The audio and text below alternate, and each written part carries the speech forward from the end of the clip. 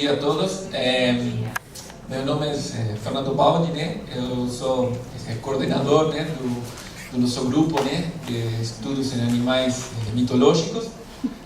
Está integrado, né, por diferentes especialistas, né, e pesquisadores de diferentes áreas, né? Se caracteriza por ser um grupo multidisciplinar, né? A gente tem sede em Jaboticabal, né, nosso grupo. Eu somente para me apresentar, né, vou apresentar cada um. Mas eu trabalho na área de Saci Pererê, né, avaliar diferentes linhagens de Saci Pererê. Vou passar a palavra, né, para que cada um faça sua apresentação, né, e comente a área de trabalho. Bom dia, meu nome é Carla Oliveira, sou mestranda em bioinformática, já trabalhei com interação parasita-hospedeiro, sempre com vias de microRNA. Antes de integrar o grupo, eu estava trabalhando com expressão, regulação de hormônio de crescimento em doentes, principalmente com a via de microRNA. E agora eu estou participando do grupo e é uma imensa felicidade de estar aqui. Bom dia a todos, obrigada pela presença de vocês. Bom, eu sou parte integrante do grupo, responsável pela pesquisa genômica do Curupira, onde a gente faz análise de associação com o genoma do Michael Jackson. E em conjunto, em paralelo, também análises do Curupira em questão espacial e séries temporais. Bom dia a todos, meu nome é Samara, eu sou da Universidade Federal de Santa Catarina. Um dos meus trabalhos que eu estou trabalhando é na análise do processo de envelhecimento do Peter Pan para a produção de um cosmético anti-envelhecimento. E é isso aí. Bom dia a todos. Faço mestrado em Biometodologia Amazônica na Universidade Federal do Amazonas e atualmente desenvolvo uma nova categoria de sequenciamento, que é sequenciamento em espécies raras de piriguetos, que se chama pilha-sequenciamento. Meu nome é Moisés, professor da UFSM. Nós trabalhamos com melhoramento genético de aves para o desenvolvimento de dentes e próteses dentárias. Bom dia a todos, meu nome é Vinícius Calhos, eu sou mestrando na Universidade Federal de Juiz de Fora, no Departamento de Biotecnologia, e trabalho com melhoramento de visconde sabugosa. Bom dia a todos, sou o Márcio Albuquerque, sou do IOC Fiocruz e trabalho com neurociência de mula sem cabeça. Bom dia, eu sou a Cátia, sou da Universidade Federal do Ceará, faço doutorado em bioquímica vegetal, mas atualmente eu estou trabalhando também com o transcriptoma do Saci Pererê. Bom dia a todos, meu nome é Samela, eu sou doutoranda da Universidade Estadual do Norte Fluminense. Em cooperação com os meus amigos, agora estou trabalhando com transcriptoma da microbiota de todos esses seres mitológicos. Bom dia, meu nome é Alexandro, eu sou professor da Universidade Estadual do Rio Grande do Sul e atualmente eu estudo a via de sinalização e expressão de genes envolvidos com a rotação dos pés do Curupira. Então nós temos uma linha de pesquisa bem forte iniciando também na nossa universidade com relação a isso. Então podemos começar?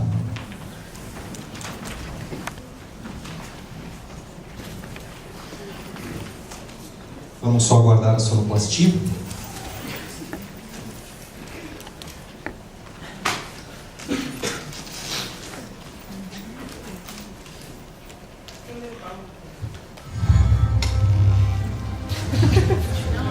Muito bem, sejam todos bem-vindos à cidade de Petrópolis, a cidade imperial. Como todos vocês devem ter percebido, Petrópolis é uma cidade magnífica, uma cidade histórica, e que é o berço do Império no Brasil. A todos os argentinos presentes, uruguaios, colombianos, menos o paraguaio que faleceu, infelizmente, é uma excelente oportunidade de aprender um pouco mais sobre a história do Brasil. Hoje vocês verão uma versão da história que os livros não contam. Dom Pedro I, imperador do Brasil, por muitas vezes se dirigiu até Petrópolis, principalmente para fugir do calor muito forte no Rio de Janeiro. Em uma de suas vindas, ele acabou oficializando o matrimônio com Dona Maria Leopoldina, um casal muito simpático, vocês podem ver o sorriso marcante de ambos, uma coisa que chama atenção. As costeletas imponentes de Dom Pedro I devem ter conquistado Dona Leopoldina. E tanto gostaram do clima de Petrópolis que resolveram fixar residência aqui, onde hoje é o conhecido Palácio Imperial, Museu Imperial, na verdade. Quem fez a visita deve lembrar que, na verdade, Dom Pedro I comprou o terreno, construiu a casa, mas nunca morou aqui. Por que será? Esse é um dos mistérios que iremos desvendar ao longo do tempo. Nem sempre o que os livros contam é verdade. Muitas vezes, a verdade é dita pelos que ganham as guerras ou pelos que escrevem os livros. E é isso que nós vamos discutir um pouco. Desconfiem de tudo que está escrito nos livros, eles não estão corretos. Muito bem. Petrópolis, como sede do governo, apresentava uma grande quantidade de festas aqui. Festas eram muito populares aqui na região, porque grande parte da nobreza encontrava-se aqui. Então os bailes eram muito costumeiros na região. Vocês podem ver que durante os bailes a elegância predominava, principalmente regada a músicas contemporâneas, a músicas clássicas, e festas eram muito comuns. E Dom Pedro I e Dona Leopoldina, representando o status maior da monarquia, eram figuras sempre presentes nesse tipo de evento. Aqui nós temos uma foto do casal em um dos bailes que aconteceu onde hoje, atualmente, é o chamado Palácio Quitandinha. Esse Palácio Quitandinha, na verdade, é uma construção mais recente, mas ali onde se encontrava o Palácio Quitandinha, apresentava-se um lago desde aquela época e era um dos pontos de encontro da nobreza real. Apenas os ricos, os abastados financeiramente, se dirigiam até lá para festejar e celebrar a sua imponência. Acontece que Dona Leopoldina não gostava muito de festas, porque tinha sempre que acompanhar o marido nesse tipo de festividade, que era mais uma coisa muito formal, então isso acabava chateando Dona Leopoldina. Uma noite, Dona Leopoldina, entediada, se dirigiu até a sacada para pegar um ar, para espairecer. À noite, isso, claro. Durante a noite, então, ela acabou observando que, do lago, em frente à janela, algo estranho aparecia. Parecia ser uma luz, algo que chamava atenção, não se sabe exatamente o que era. O fato é que Dona Leopoldina, curiosa com o fato, acabou descendo até a beira do lago e lá encontrou seu príncipe.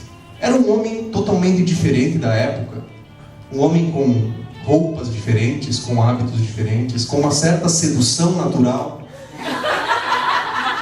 Algo incompreensível para ela, acostumada com seus rituais todos muito pomposos. O homem era extrovertido, galanteador, tanto que Dona Leopoldina não resistiu. O fim da noite, vocês podem imaginar o que aconteceu. Foi apenas uma noite, foi curta, mas foi intensa. Como resultado disso, 9 meses depois, eis que surge Dom Pedro II. Supostamente filho de Dom Pedro I e, portanto, herdeiro do trono real. Porém, ao longo do tempo, Dom Pedro I começou a notar que seu filho era um tanto quanto diferente dos demais. Apresentava, inclusive, um certo tom arroseado na pele, nos cabelos, a morfologia um pouco diferente dos outros filhos.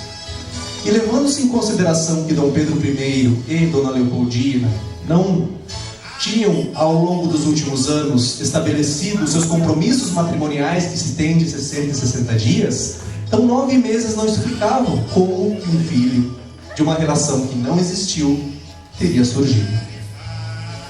Isso acabou fazendo com que o casal, até então amoroso, afetivo, começaram a brigar. Essas brigas foram se acentuando cada vez mais, até que chegou um momento decisivo na história do Brasil. Dom Pedro I abdica do trono. A história conta que Dom Pedro I teria voltado a Portugal por questões políticas históricas. Portugal corria o risco de ser invadido, a coroa corria risco de ser passada a outras famílias, e ele voltou por uma questão política, para reassumir o governo de Portugal. Isso são o que os livros contam. Na verdade, Dom Pedro I estava tão revoltado com a traição de sua esposa, Dona Leopoldina, e movido por um sentimento de angústia, de rejeição, resolveu ir embora. Negou seu filho e disse: fica no Brasil, eu volto para Portugal. Totalmente levado por vergonha. O que motivou isso não foi uma ação nobre, mas sim vergonha da traição. A coroa portuguesa, passados-se 200 e tantos anos, o que aconteceu? Começou a pensar e a pesquisar quais seriam realmente os verdadeiros motivos que teriam levado Dom Pedro I a abdicar do trono. Consequentemente, a coroa acabou enviando alguns de seus pesquisadores portugueses para cá, em busca de respostas. Por que Dom Pedro teria abdicado? Quais seriam os reais motivos da sua abdicação? Realmente foi essa traição? Durante a reforma no Museu Imperial, atual Museu Imperial, foi encontrado um baú. Dentro desse baú, que supostamente pertencia a Dona Leopoldina, foram encontrados diversos objetos, dentre eles um chapéu. Esse chapéu era um tanto quanto atípico para a época. Dentro do chapéu foi encontrada uma carta que dizia: minha querida Leopoldina, nossa noite de amor foi inesquecível. Infelizmente não podemos passar mais tempo juntos, mas tenha certeza que eu jamais te esquecerei. Porém, a carta não apresenta assinatura.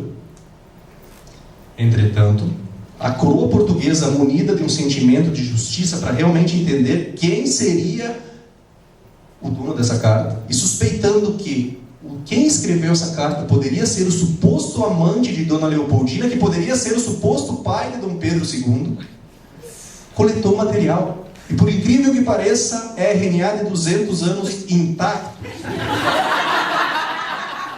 Por uma técnica extraordinária, inovadora para a época, foi coletado esse material. A gente ainda não sabe exatamente como. Esse material foi coletado, foi levado para a Europa e, utilizando dos instrumentos mais avançados em termos de sequenciamento, foi feito o transcriptoma dessa amostra. Com que objetivo?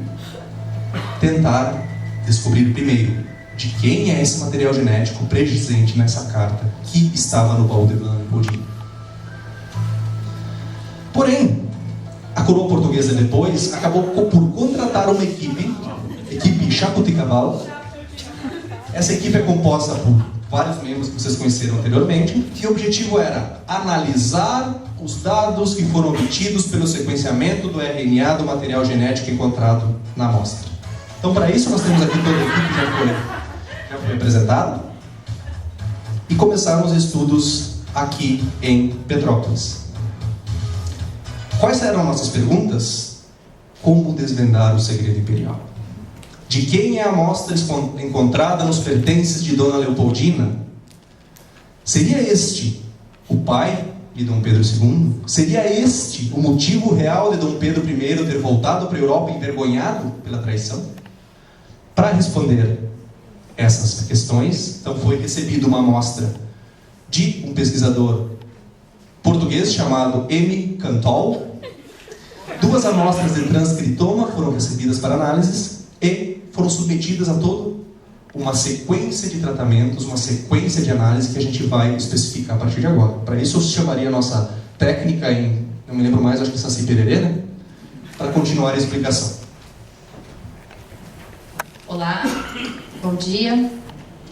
Bom, como dito pelo nosso colega Alexandro, surpreendentemente nossas amostras estavam com uma qualidade no Fred Score altíssimas, né? Como nós podemos perceber,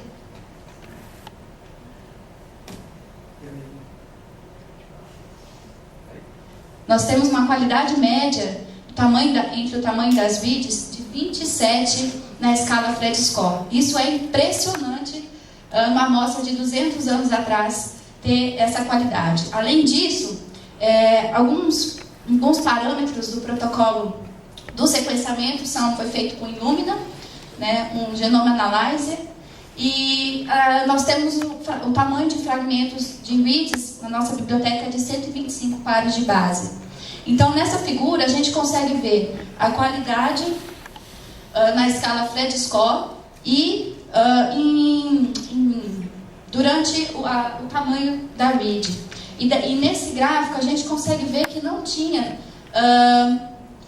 o início da porção do sequenciamento com diferentes proporcionalidades de bases. Então, nós recebemos 2 amostras, então tanto para a primeira e para a segunda amostra nós tivemos a mesma qualidade, um fato impressionante. E aí, fomos, primeira etapa, mapear esse genoma, né? Essas amostras que recebemos, aparentemente, então, do possível pai de Dom Pedro II, e mapeamos contra o genoma de referência, que temos hoje HG19, mas impressionantemente só 50% das vides foram mapeadas. Será isso uma contaminação, um erro de sequenciamento? Então, fomos investigar e para isso fizemos um mapeamento de novo, utilizando o programa, o pipeline Velvet Oasis, e aí tivemos geração de transcritos, tanto para as 2 amostras, cerca de 8.800 contigs na amostra 1 e 9.100, 9.050 na amostra 2, e algumas qualidades também, o N50 de mais ou menos 836 para cada amostra, né, o tamanho médio de isotigs de 600 a 700 pares de base. E a partir dessa montagem, fizemos um BLAST X para verificar quais são as proteínas que estariam envolvidas, né, com a similaridade com outros organismos, já que não temos totalmente o genoma, né, nessas amostras do humano. E aí nós percebemos que tinha ali, grande parte das sequências tinha semelhança com o golfinho. Mas por que o golfinho? Né? Então, a partir do genoma mapeado, genoma de novo, nós fizemos um mapeamento com o Bowtie. E aí, além disso, pensamos, já que temos o genoma do golfinho, vamos também unir a ele ao humano, e aí conseguimos mapear as vides. Então, usamos 2 abordagens para a montagem com o genoma de novo, utilizamos o mapeamento com Bowtie, e com o genoma montado entre humano e golfinho, nós utilizamos o Top Hat. E aqui nessa figura, nesse gráfico, nós temos uma comparação entre o genoma de novo e referência para golfinho, para a amostra 1, perdão, e para a amostra 2. Né, como é o sequenciamento Peri-End, então nós temos a fita forward e a reverse. E percebemos que nas 2 maneiras tivemos um alto índice de mapeamento, né? Cerca de 96, 98% das vides mapeadas. E seguimos adiante para fazer a identificação, a anotação desses transcritos. Para isso, para aqueles que foram, aqueles transcritos mapeados, aquele arquivo de RNA mapeado, contra o genoma de referência, que nós juntamos humano e golfinho, utilizamos o Cufflinks para fazer a identificação desses transcritos e também verificar a diferença de expressão.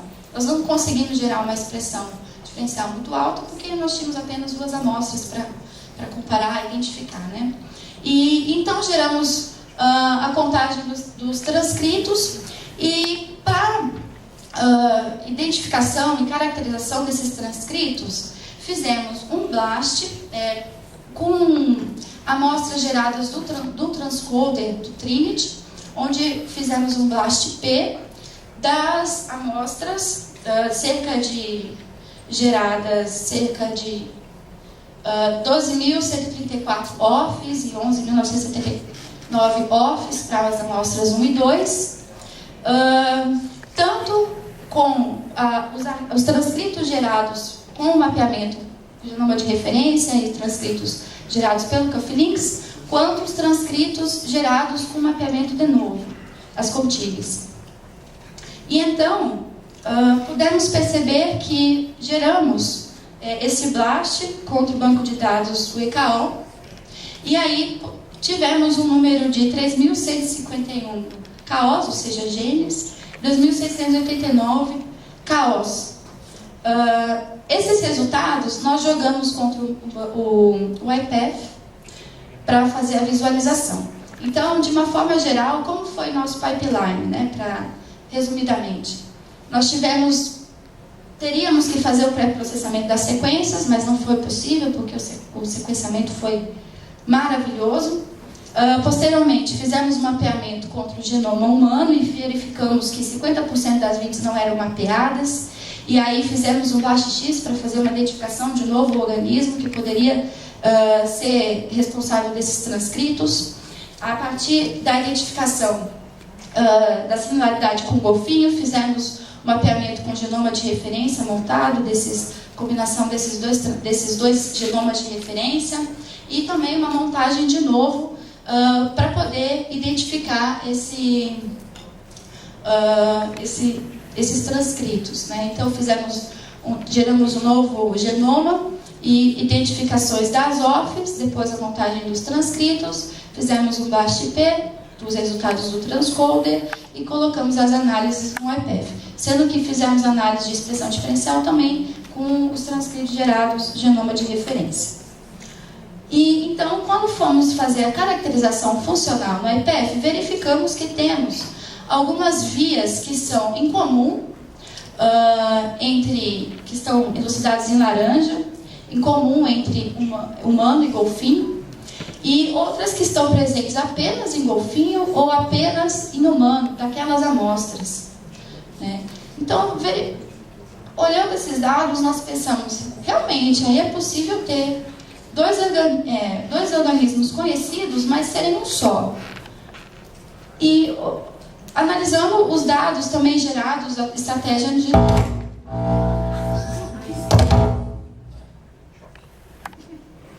verificamos a mesma característica. Então, nós temos em laranja vias representadas nas duas amostras e em azul e rosa representadas em humano e golfinho.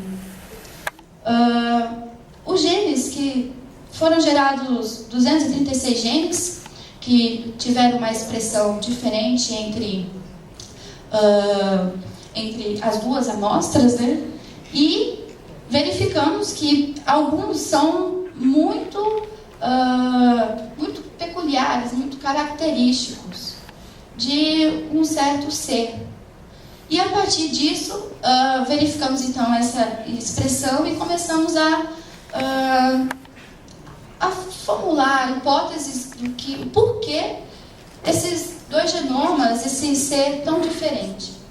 E aí quem vai dizer um pouquinho mais dessas características é o nosso colega de trabalho, Igor. Bom dia.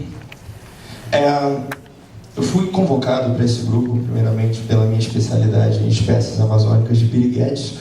Então, assim como é muito frequente na Amazônia essas espécies, meus amigos que são do Pará e também da Amazônia conhecem a lenda, tanto quanto as piriguetes atacam nós, homens, no Amazonas, a gente também presencia muitos casos de ataques de um ser mitológico tão característico e peculiar da Amazônia.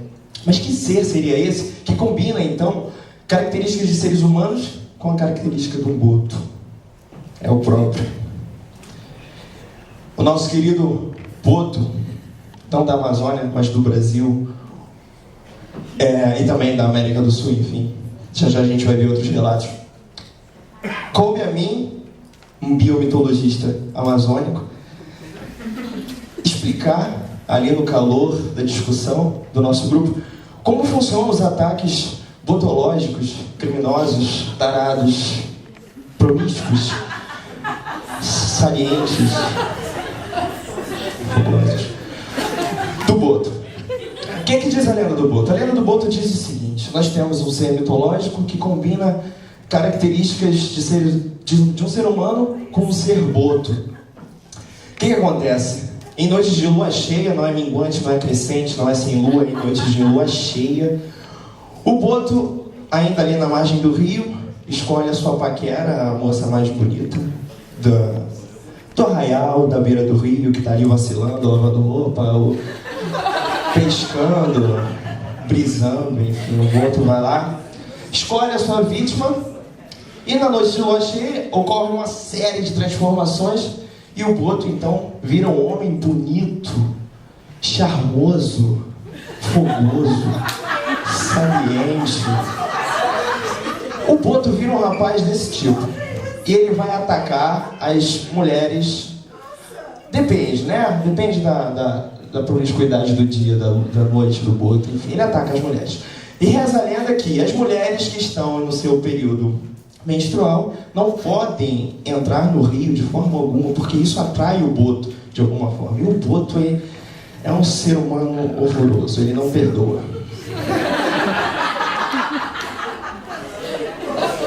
Aqui a gente tem um pouco da descrição, às vezes ele pode assumir essa característica mais samba de gafieira, né? Esse negócio meio pagodeiro, assim. Essa parte mais galanteador, o ritmo mais latino, por isso eu falei, depende da região, então ele tem essa capacidade de... Ou então, outro, né? Assim ele anda pelo rio, exatamente assim. E aqui a gente mostra um pouco da evolução desse ser que vira homem e vira boto, e vira meio boto, meio homem. E aqui a gente tem, só para ilustrar. Então, falando sério, não que não seja séria a história, mas vamos dar um enfoque mais genômico. A gente identificou alguns genes que a gente considerou genes que são extremamente cruciais para a identificação do organismo. E vamos começar pelo gene, essa parte em azul são os genes que são bem mais expressos no boto na sua forma humana, e a parte em rosa, vamos dizer que é rosa, porque o boto é cor de rosa, os genes que são expressos mais na sua forma boto. Ali a gente tem o gene CAT-SPER2, que está relacionado com a produção de espermatozoides, fundamental para o funcionamento das células espermáticas. Talvez isso explique a capacidade viril e fértil das nossas espécies de boto, né? Respirou perto do boto, já está grávida. Temos também o ELSPP1, está vinculado a espermatozoides na ejaculação. Vocês perceberam que o boto só tem gene assim? Gene ruim, maldito.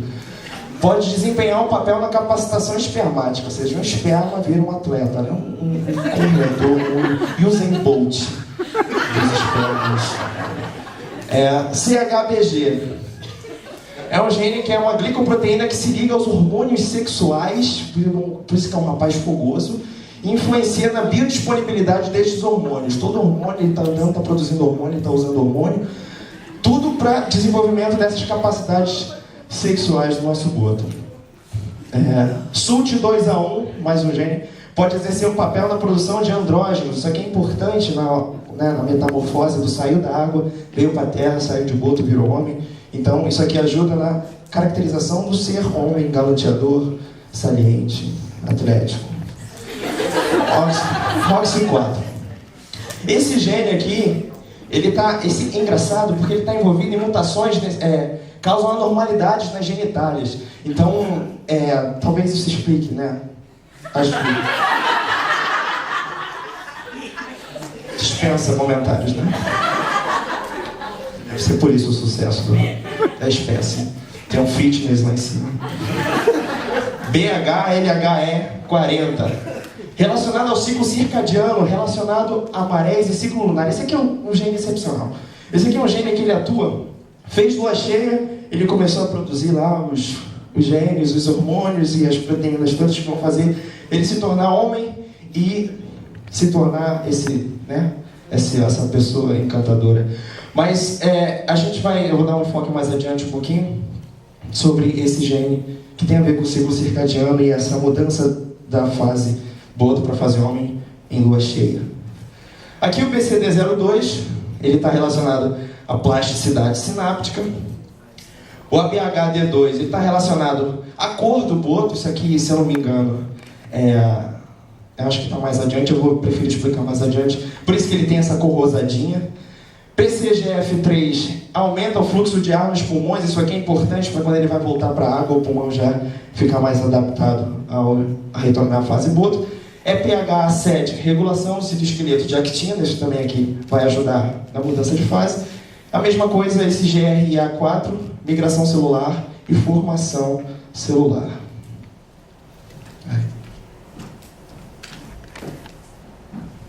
BHLE40.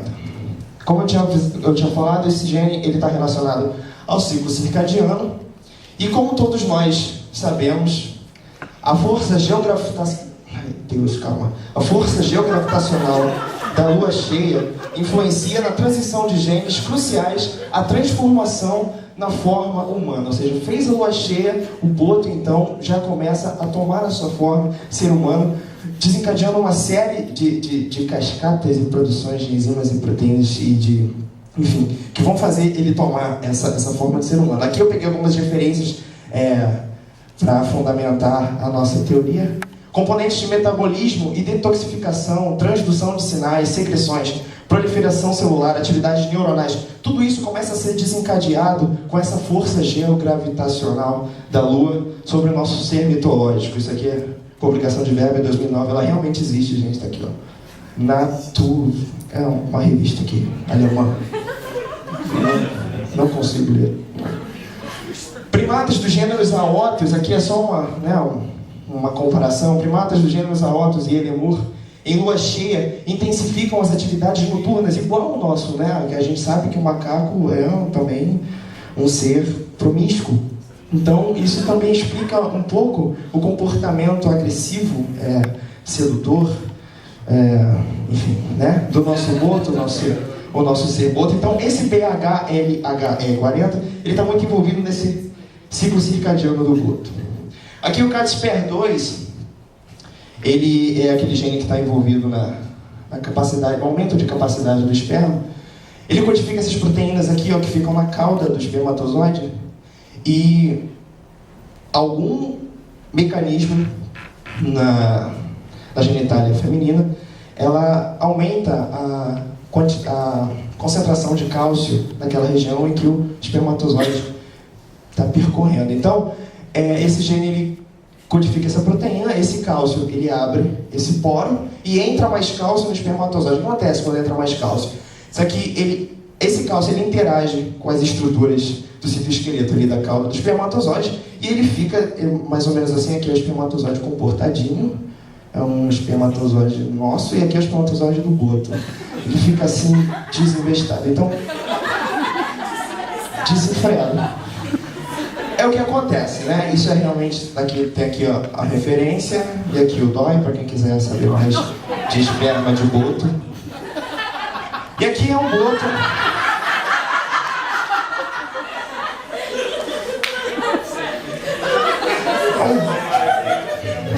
Ele não esperou, né? Tava ruim lá no Rio. E a moça não tá achando ruim, não.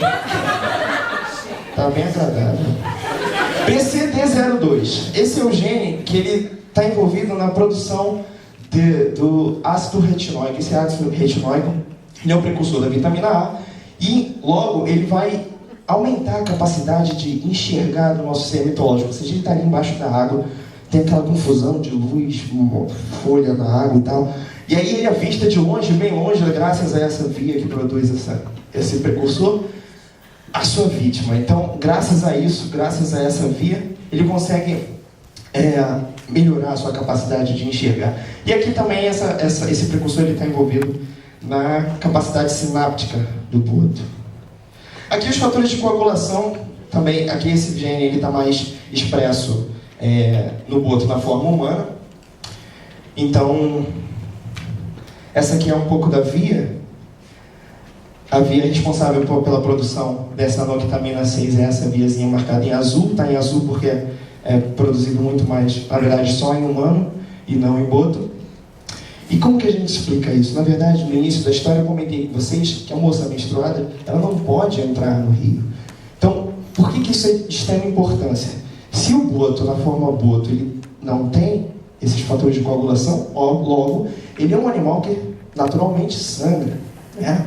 Então, se a mulher que está no seu período menstrual entra na água, o boto percebe pelos hormônios, então ele reconhece aquele ser como um ser da mesma laia, da mesma espécie. Então, ele acaba, né, se apaixonando e querendo agredir vorazmente a nossa mocinha. E aqui são alguns exemplos. Pesquisa descobre alterações no genoma do boto vermelho no Amazonas, isso é lá no instituto em que eu trabalhei, no INPA. Realmente, são mutações que preocupam, né? Porque talvez esteja aí, espero que esse rapaz logo publique o trabalho, mostrando que o boto realmente existe, graças a essas mutações. E aqui a gente tem um relato de uma moça peruana, lá da quebrada de vocês, da Argentina.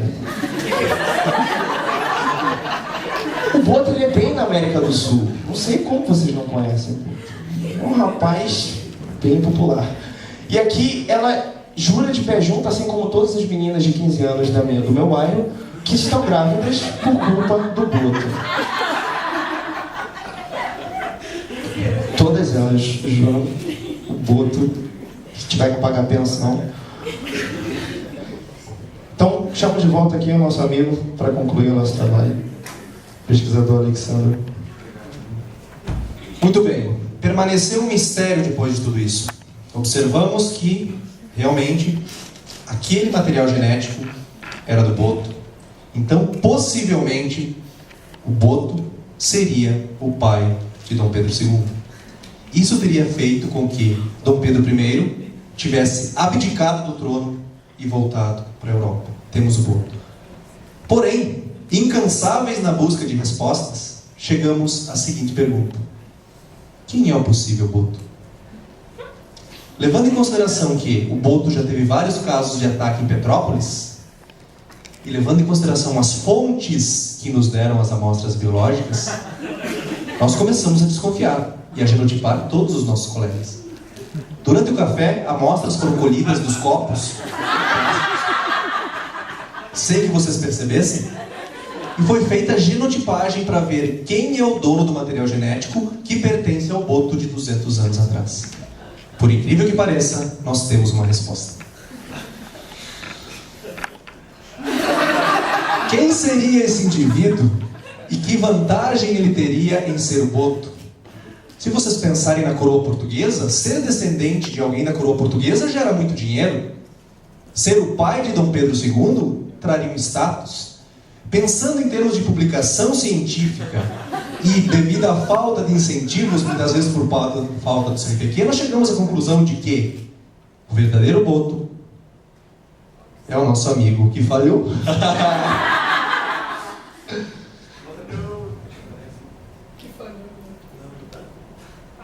Falhou. Continua o mistério. Que alegria!